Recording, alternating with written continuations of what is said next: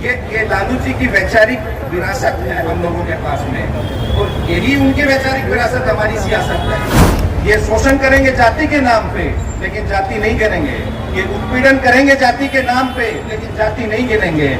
ये शादी करेंगे जाति में जाति के नाम पे, लेकिन जाति नहीं। लालू जी को सब लोग जातिवादी बोलता था ना। जैसे मैंने उदाहरण दिया जो मंडल कमीशन लगा, गन्ना की मांग और तेजस्वी जी के कार्यकाल में जो 65% आरक्षण की सीमा बढ़ाई गई थी, उसको 9वीं अनुसूची में डालने की मांग को लेकर यहाँ मंच पर उपस्थित सभी सम्मानित नेतागण, पटना जिला से आए हुए सभी कार्यकर्तागण, मीडिया के, मैं आपको आज से 34 वर्ष 25 दिन पहले के दिन ले जाना चाहूँगा। तारीख थी 7 अगस्त 1990। उस दिन आदरणीय लालू प्रसाद जी की अगुवाई में, मैं कहूँगा, मंडल कमीशन लागू हुआ था इस देश में। जिस दिन मंडल कमीशन लागू हुआ, उसके बाद इस देश का और प्रदेश का क्या माहौल था। मंडल कमीशन लागू होने के बाद लोगों ने किस तरह की बातें की। लोग आग लगा रहे थे, आपको गाली दे रहे थे, आपका मजाक बना रहे थे, आपको जोकर बता रहे थे, गवाला बता रहे थे, गवार बता रहे थे। लेकिन आपके नेता की दूरदर्शिता को देखिए आप, 34 साल 25 दिन पहले आज वही लोग जो आरक्षण के विरोधी थे, जातिगत जनगणना के विरोधी थे, सामाजिक न्याय और समाज में समानता के विरोधी थे, आज वही लोग इस आरक्षण और जातिगत जनगणना के पक्ष में हैं।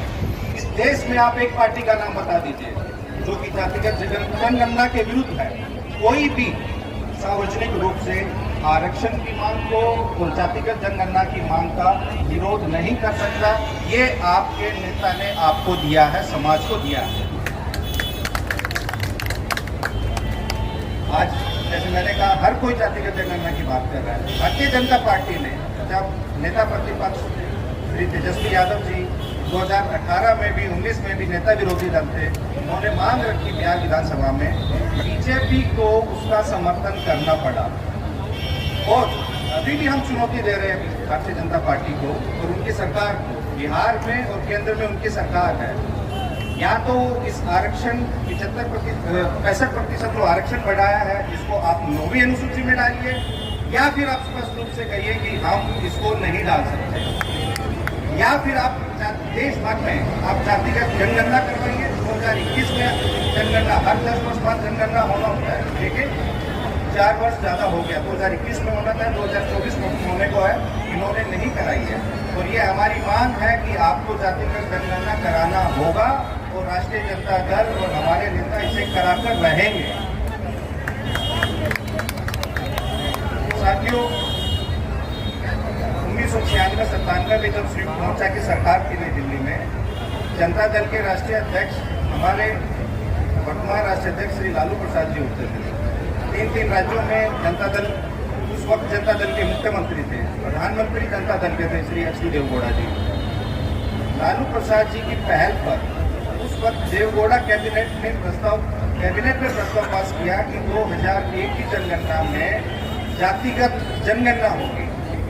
दुर्भाग्य से 1998 में सरकार चली गई, भारतीय जनता पार्टी की सरकार आई 1998 से लेकर 2004 तक।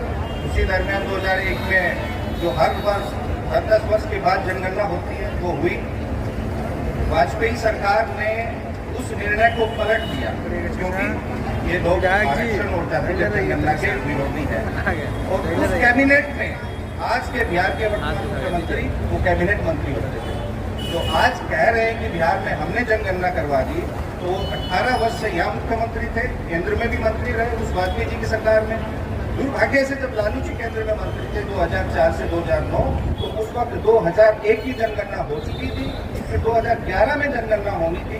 तो उन्हीं के प्रयास से 2010 में उन्होंने संसद को कई दिनों तक ठप किया और तत्कालीन यूपीए सरकार का बाहर से समर्थन था, लेकिन उस सरकार को मजबूर किया। तो उन्होंने सोशियो इकोनॉमिक सर्वे के नाम से वो जनगणना करवाई। लेकिन फिर जब 14 में सरकार बदली तो इन्होंने उस आंकड़ों को प्रकाशित नहीं किया, कहा कि इन आंकड़ों में कुछ एनोमलीज है, विसंगतियां हैं, इसलिए हम उन आंकड़ों को पब्लिश नहीं करेंगे। हालांकि लालू प्रसाद जी की पहल पे ही 5,000 करोड़ रुपए लगा केंद्र सरकार का सोशो इकोनॉमिक सर्वे कराने का, लेकिन इन्होंने उस डेटा को पब्लिश नहीं किया। तो ये मूलतः ये लोग आरक्षण के और जातिगत जनगणना के विरोधी हैं। और ये लालू जी की वैचारिक विरासत है हम लोगों के पास में, और यही उनकी वैचारिक विरासत हमारी सियासत है। तो इसलिए गांव-गांव में जाके मैं सभी कर्मठ कार्यकर्ताओं से अपील करूंगा, निवेदन करूंगा कि सब लोगों को गांव में, देहात में समझाइए कि जातिगत जनगणना के क्या फायदे हैं, और ये जो आरक्षण की सीमा बढ़ाई उससे आपको क्या फायदा होगा। देखिए, कोर्ट कचहरी के चक्कर में इन्होंने 65% को लटका दिया। अब जो 3 लाख नौकरियां माननीय नेता प्रतिपक्ष प्रक्रिया गिन करके आए, अब आपके समाज के जो दलित, पिछड़े, अति पिछड़े लोग हैं उनको उसका फायदा नहीं होगा। वो 49% जो आरक्षण सीमा है उसी में वो नियुक्तियां होंगी, वो चाहे शिक्षा विभाग में हो या किसी में हो। आप 3 से 4 लाख जो नियुक्तियां अभी होंगी बिहार सरकार में, उनमें आप अपना कैलकुलेट करिए कि आपका कितना नुकसान होगा।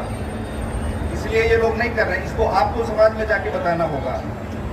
तो मैं ज्यादा तो नहीं कहूंगा। जातिगत जनगणना में ये जीव जंतु पशु पक्षी को गिनेंगे लेकिन मनुष्य को नहीं गिनेंगे। ये शोषण करेंगे जाति के नाम पे लेकिन जाति नहीं गिनेंगे।